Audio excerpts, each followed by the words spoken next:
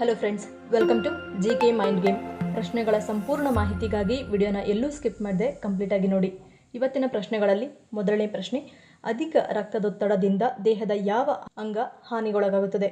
Options: A ಮೆದುಳು, B ಯಕೃತ್, C liver, D ಹೃದಯ.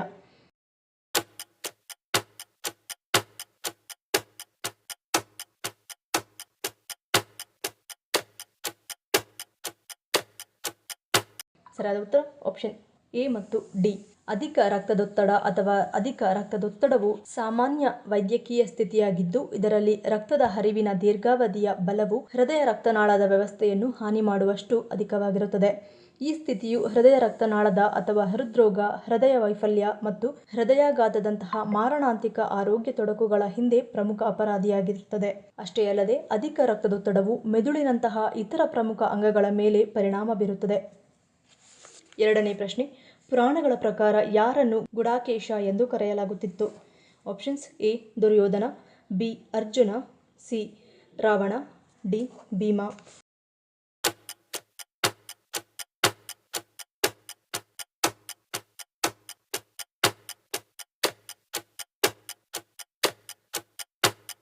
ಸರಿಯಾದ ಉತ್ತರ ಆಪ್ಷನ್ ಬಿ ಅರ್ಜುನ.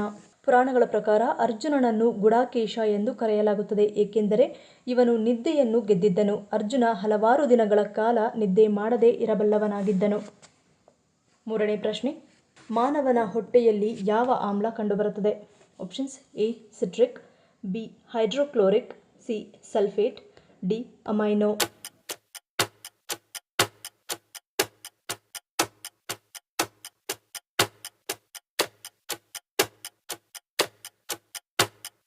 ಸರಿಯಾದ ಉತ್ತರ ಆಪ್ಷನ್ ಬಿ ಹೈಡ್ರೋಕ್ಲೋರಿಕ್.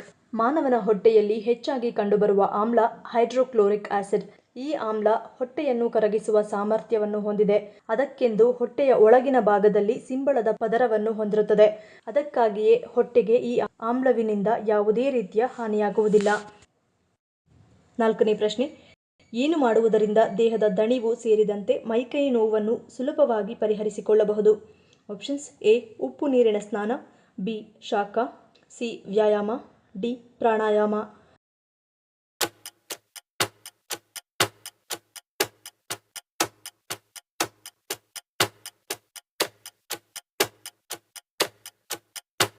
ಸರಿಯಾದ ಉತ್ತರ ಆಪ್ಷನ್ ಎ ಉಪ್ಪು ನೀರಿನ ಸ್ನಾನ.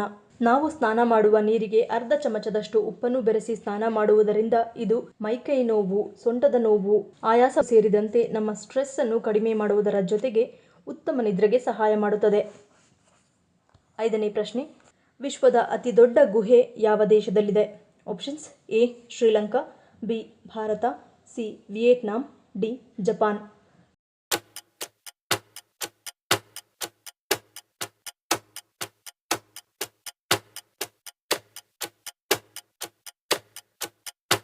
ಸರಿಯಾದ ಉತ್ತರ ಆಪ್ಷನ್ ಸಿ ವಿಯೆಟ್ನಾಂ.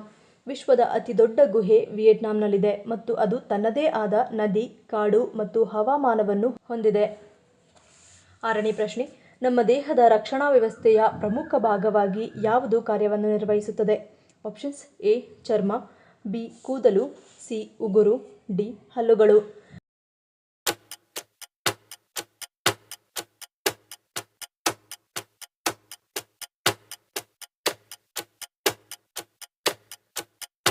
ಸರಿಯಾದ ಉತ್ತರ ಆಪ್ಷನ್ ಬಿ ಕೂದಲು.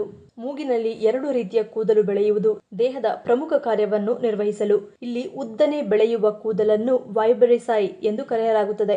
ಇದು ನಮ್ಮ ದೇಹದ ರಕ್ಷಣಾ ವ್ಯವಸ್ಥೆಯ ಪ್ರಮುಖ ಭಾಗವಾಗಿದ್ದು, ನಾವು ಆಕ್ಸಿಜನ್ ಮತ್ತು ಇಂಗಾಲದ ಡೈಆಕ್ಸೈಡ್ ಅನ್ನು ಮೂಗಿನ ಮೂಲಕ ಉಸಿರಾಡುತ್ತೇವೆ. ಈ ಉಸಿರಾಟ ಪ್ರಕ್ರಿಯೆ ವೇಳೆ ಆಕ್ಸಿಜನ್ನೊಂದಿಗೆ ಧೂಳು, ಬ್ಯಾಕ್ಟೀರಿಯಾ ಮತ್ತು ಮಣ್ಣು ನಮ್ಮ ದೇಹ ಸೇರುವ ಸಾಧ್ಯತೆ ಇರುತ್ತದೆ. ಇಂತಹ ಸಂದರ್ಭದಲ್ಲಿ ಈ ಕೂದಲುಗಳು ಫಿಲ್ಟರ್ಗಳಾಗಿ ಕಾರ್ಯನಿರ್ವಹಿಸುವ ಮೂಲಕ ನಮ್ಮ ದೇಹದ ಪ್ರಮುಖ ರಕ್ಷಣಾ ವ್ಯವಸ್ಥೆಯಾಗಿ ಕಾರ್ಯನಿರ್ವಹಿಸುತ್ತವೆ. ಏಳನೇ ಪ್ರಶ್ನೆ, ಬೆಳಗ್ಗೆ ಎದ್ದ ಕೂಡಲೇ ಯಾವುದನ್ನು ನೋಡುವುದು ಅಶುಭ ಎನ್ನಲಾಗುತ್ತದೆ? ಆಪ್ಷನ್ಸ್: ಎ ಒಗೆಯದ ಬಟ್ಟೆ, ಬಿ ಗಡಿಯಾರ, ಸಿ ಕನ್ನಡಿ, ಡಿ ಮುಸರೆ ಪಾತ್ರೆ.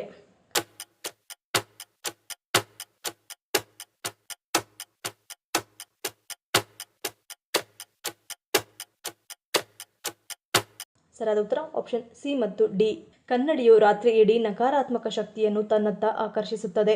ಹೀಗಾಗಿ ಬೆಳಗ್ಗೆ ಎದ್ದು ಕನ್ನಡಿಯನ್ನು ನೋಡುವ ವ್ಯಕ್ತಿಯ ಮೇಲೆ ನಕಾರಾತ್ಮಕ ಶಕ್ತಿಯು ಪರಿಣಾಮ ಬೀರುತ್ತದೆ ಎಂದು ಹೇಳಲಾಗುತ್ತದೆ. ಮತ್ತು ಮುಸುರೆ ಪಾತ್ರೆಗಳು ಬಡತನದ ಸಂಕೇತ ಎಂದು ಹೇಳುವುದರಿಂದ ಬೆಳಗ್ಗೆ ಎದ್ದ ಕೂಡಲೇ ಮುಸುರೆ ಪಾತ್ರಗಳನ್ನು ನೋಡಬಾರದು ಎನ್ನಲಾಗುತ್ತದೆ. 8ನೇ ಪ್ರಶ್ನೆ, ಒತ್ತಡವನ್ನು ನಿವಾರಿಸಲು ಸಹಾಯ ಮಾಡುವ ಆಹಾರ ಯಾವುದು? Options: A dry fruits, B citrus ಹಣ್ಣುಗಳು, ಸಿ ಚಾಕ್ಲೇಟ್, ಡಿ ಮೇಲಿನ ಎಲ್ಲವೂ.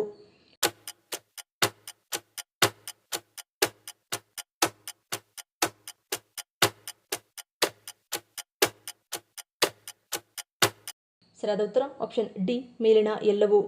Dark chocolate, dry fruits, citrus ಹಣ್ಣುಗಳು ಮತ್ತು ಅವಾಕಾಡೋಗಳನ್ನು ಸೇವಿಸುವುದರಿಂದ ಇವು ಒತ್ತಡವನ್ನು ನಿವಾರಿಸುವಲ್ಲಿ ಹೆಚ್ಚು ಸಹಾಯಕವಾಗಿದೆ. 9ನೇ ಪ್ರಶ್ನೆ, ಮಾನವನನ್ನು ಏನೆಂದು ಕರೆಯುತ್ತಾರೆ? Options: A sapiens, B homo, C handyman, D ಹೋಮೋಸೇಪಿಯನ್ಸ್.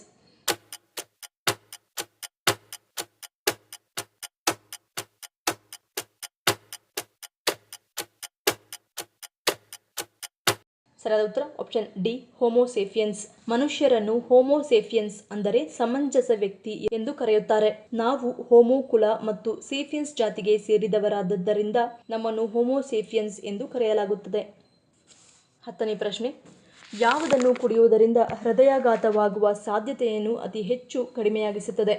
Options: A ಜೀರಿಗೆ ಕಷಾಯ, ಬಿ ಅಮೃತಬಳ್ಳಿ ರಸ, ಸಿ ತುಳಸಿ ಕಷಾಯ, ಡಿ ಅಜ್ವೈನದ ಎಲೆ.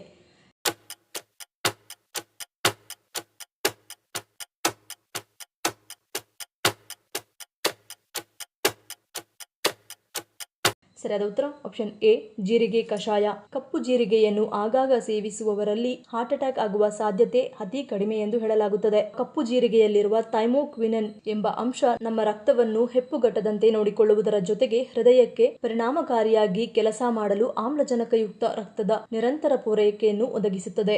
ಕಪ್ಪು ಜೀರಿಗೆ ಮತ್ತು ಮೆಂತೆ ಕಾಳನ್ನು ಸಮ ಪ್ರಮಾಣದಲ್ಲಿ ತೆಗೆದುಕೊಂಡು ಅದಕ್ಕೆ ಅರ್ಧದಷ್ಟು ಓಂ ಕಾಳನ್ನು ತೆಗೆದುಕೊಳ್ಳಬೇಕು. ಈ ಮೂರನ್ನು ಬೇರೆ ಬೇರೆಯಾಗಿ ಉರಿದು ತಣ್ಣಗಾದ ನಂತರ ಪುಡಿ ಮಾಡಿಕೊಂಡು ಈ ಪುಡಿಯನ್ನು 1/4 ಗ್ಲಾಸ್ ನೀರಿಗೆ 1 ಟೀ ಸ್ಪೂನ್ ಪುಡಿಯನ್ನು ಹಾಕಿ ಮಿಕ್ಸ್ ಮಾಡಿ ರಾತ್ರಿ ಮಲಗುವ ಮುನ್ನ ಸೇವಿಸಬೇಕು. ಹೀಗೆ ಮಾಡುವುದರಿಂದ ಹೃದಯಾಘಾತದ ಅಪಾಯವನ್ನು ಬರದಂತೆ ನೋಡಿಕೊಳ್ಳಬಹುದು. ಮುಂದಿನ ಪ್ರಶ್ನೆ, ಮಕ್ಕಳಿಗೆ ಯಾವುದನ್ನು ಕೊಡುವುದರಿಂದ ಶೀತದ ಸಮಸ್ಯೆ ದೂರವಾಗುತ್ತದೆ? ಆಪ್ಷನ್ಸ್: ಎ ತುಳಸಿ ಕಷಾಯ, ಬಿ ಕಾಲು ಸೂಪು, ಸಿ ಅರಿಶಿಣದ ಹಾಲು, ಡಿ ಹುರಿದ ಬೆಳ್ಳುಳ್ಳಿ.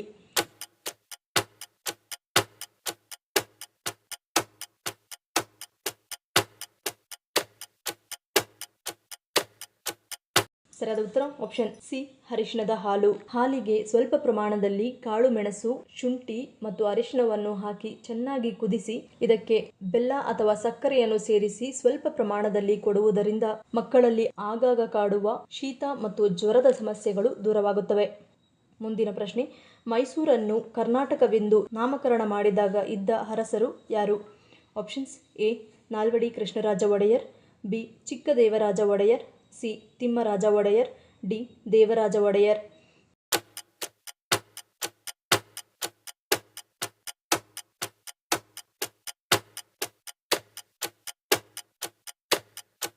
ಸರಿಯಾದ ಉತ್ತರ ಆಪ್ಷನ್ ಡಿ ದೇವರಾಜ ಒಡೆಯರ್. ದೇವರಾಜ ಅರಸರ ಆಡಳಿತದಲ್ಲಿ ಮೈಸೂರನ್ನು ಕರ್ನಾಟಕವೆಂದು ಮರು ನಾಮಕರಣ ಮಾಡಲಾಯಿತು. ಈ ಪ್ರಶ್ನೆಗಳಲ್ಲಿ ನೀವು ಎಷ್ಟು ಪ್ರಶ್ನೆಗಳಿಗೆ ಸರಿ ಉತ್ತರವನ್ನು ಕೊಟ್ಟರೆ ಅನ್ನೋದನ್ನು ಕಮೆಂಟ್ ಮಾಡಿ ತಿಳಿಸಿ.